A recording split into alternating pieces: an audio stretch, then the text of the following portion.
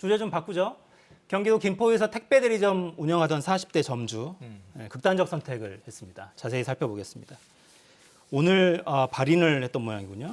일단 무슨 일이 있었는지 좀 정리를 해볼까요? 예, 일단 정리를 좀 해보면 오늘 발인은 오전 7시쯤에 있었고요.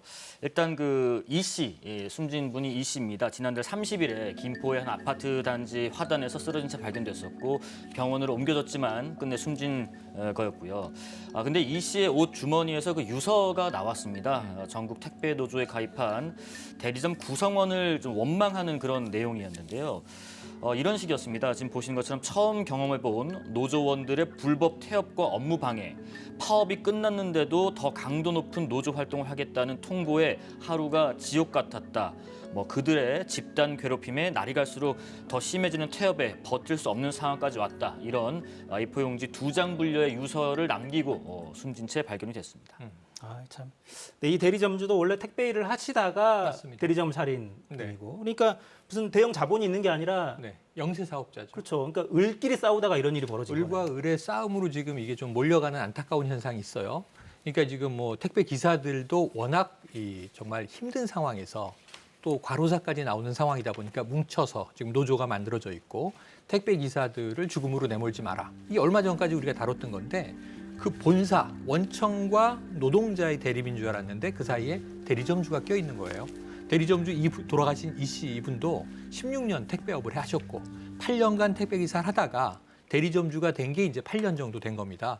근데 택배 기사를 할 때나 대리점주가 됐을 때나 대리점주로서도 또 이 남아있는 배송들을 거들어야 되고 굉장히 힘들게 생활하면서 돈을 번다고 보기에는 어려운 상황이었던 거예요. 이게 최저시급 문제나 코로나 초기에 저희가 돌아가 보면 항상 인터뷰가 2개가 나오는데 편의점 아르바이트와 편의점주 이 정말 둘 다 돈 벌기 힘든 쪽인데 대립이 발생하고 어찌 보면 원청 사업자, 유통업체, 그 브랜드 쪽에서는 그냥 남의 일처럼 내버려 두고 있는 모습인데 이번에도 비슷한 구조여서 우리 구조도 함께 좀 들여다봤으면 좋겠습니다. 네. 그러니까 말단에 있었던 영세 업주가 극단적인 선택을 했습니다. 이 숨지는 40대 대리점주의 동료들 얘기 한번 들어보시죠.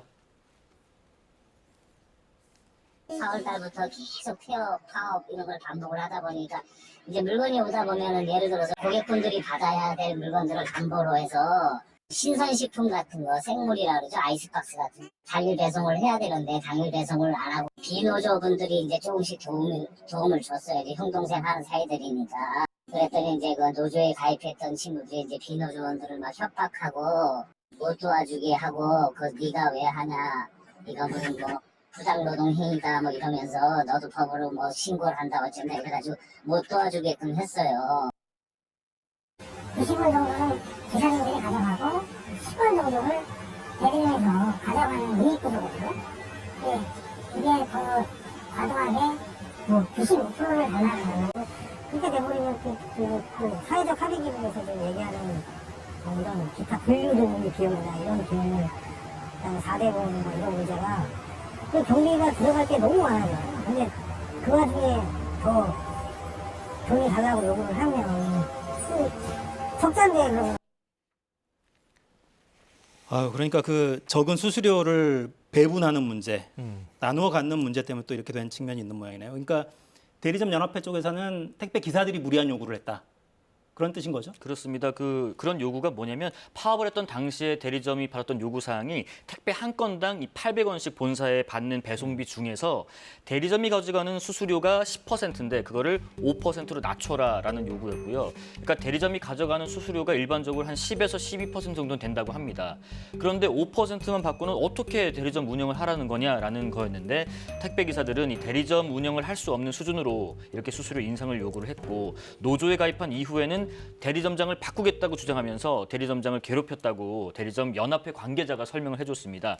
특히나 이 숨진 이 씨와 택배 기사들 대화방 중 일부를 보면 내용을 보면 노조원들의 행동이 그 도를 넘은 지금 보시는 것 같은 협박이 아니었냐라고 유족 측이 하소연도 하고 있는 상황입니다. 그러니까 정점에 있는 거대 회사, 택배 회사 그쪽을 향해서 요구할 생각은 왜 못하고 대리점주를 향해서만 했을까 생각이 자꾸 드네요. 다른 대리점들도 비슷한 문제를 겪고 있겠습니다. 그러니까 이게 아주 특이한 문제는 아니고 일반적으로 일상 다반사로 대리점주라면 겪는 문제이다. 아까 수수료율을 대리점이 낮춰서 택배 기사에게 더 줘야 하는 게 아니냐. 이게 전형적인 이제 을들 간의 싸움이 되는 거고요. 둘 다 살아남기 어렵습니다. 구조적으로 보면. 그리고 또 하나는 이게 노조원과 비노조원이 있는데 대리점주가 노조원들이 자, 이게 생물이라든가 무게가 더 나가는 거 우리는 배달 못 합니다. 그리고 쌓여 있으면 대리점주가 이걸 나른단 말이에요. 그럼 비노조원들은 또 호영호재하는 사이이기 때문에 도와주는데 비노조원이 대리점주를 도우면 노조원들이 이걸 비난하고 나선다는 거죠. 서로 어찌 보면 그럴 수밖에 없는데 이게 이렇게 됐을 때는 감정적인 또 촉발로 이어지게 되고 지금 여러 대리점들이 다 유사한 이야기들을 하고 있습니다. 그러면서 결국 성토를 하는 것이 이 민주노총이 너무 불법적인 일을 현장에서 벌인다 이런 비난도 또 일부 나와요. 그래서 지금 택배 노조가 대리점 차원에서 보면 쟁의권이 없는데 자꾸 불법쟁이를 이제 벌이는 경우에 대리점주 입장에서는 이걸 법정으로 대응하기가 어렵고 정부가 좀 오히려 노조만 너무 편들고 비호하는 거 아니냐 이런 좀 볼멘 소리들이 나오는 상황입니다. 네, 그러니까 택배 점주들의 입장은 그렇고 네. 오늘 택배 노조도 자체 조사를 하고 결과 발표를 했죠. 네, 저 자체적인 결과 발표를 조금 전에 했습니다. 기자회견을 가졌는데요. 그러니까 내용은 요지는 이렇습니다. 해당 대리점 노조가 설립된 이후에 넉 달 안에 단체 SNS 대화방을 보니까 숨진 이 씨에게 인간적인 모멸감을 줄 수 있는 글들이 확인됐다라고 밝혔고요. 하지만 뭐 욕설은 아니었고 주로 항의 글이나 비아냥, 조롱하는 글이었다라고 얘기했고요. 이번을 계기로 원칙을 수립해서 이런 행위가 재발되지 않도록 조치할 예정으로 설명을 했는데 그러면서도 그 CJ 대한통운, 그러니까 원청이 고인의 죽음을 이르게 한 결정적인 원인 제공자라고 책임을 넘기기도 했습니다. 이런 식이었죠. 노조는 그 숨진 이 씨가 경제적으로 좀 어려운 상황에 처했었는데 CJ 대한통운 측에서 이 씨의 분할 대리점 영업권을 앗아갔다. 그 말은 고인이 지난 7월 이전에 대리점 포기각서를 제출한 정황을 포착했다라는 게 노조 주장입니다. 바로 김포 지사장이 이렇게 만들었다는 건데 노조는 그래서 이 지사장을 부정 노동 행위로 고발할 예정이다라고 해서 이 사인이 꼭 노조원들뿐만 아니라 이 원청 업체 측에도 있는 게 아니라는 의혹을 제기했습니다. 네, 책임 공방은 그러니까 수사로 밝혀져야 되는 그런 상황이 됐네요. 자, 근데 이게 사회적 합의 기구를 통해서 택배 노동자들 추가 근로하는 거 돈도 안 받고 이 문제 해결했던 게 진짜 얼마 전이에요. 얼마 전입니다. 근데 이런 게 계속 생기는 거네요. 네, 얼마 전이고 그것도 이제 원청 업체, 그러니까 본사가 지키지 않아서 파업이 2번 일어났었습니다. 그 원인은 뭐냐면 계속 이어지는 택배 기사들의 과로사의 행진, 죽음의 행진 이렇게 불렀었지 않습니까? 이 문제 해결해야 된다. 그래서 이 쟁점이 2가지였어요. 초과 근무에 대해서는 정당한 비용을 주고 일단은 시간 제한을 걸어라. 2번째는 뭐냐 하면 분류 작업은 배송과 다르다. 분류 작업은 별도의 인력을 투입하라. 그래서 택배 기사들의 과로를 좀 덜어주기 위한 긴급한 조치가 사회적 합의로 이루어졌던 거거든요. 그런데 문제는 그때까지만 해도 이제 택배 기사라고 하는 개인들, 사실 이분들은 지금 개인 사업자로 분류되잖아요. 노동자로 소속이 인정되지도 못하는 분들이고 지입 차량으로 이제 배송하는 분들인데 이 사이에 대리점주가 끼어 있다는 걸 우리가 잊었었던 것 같습니다.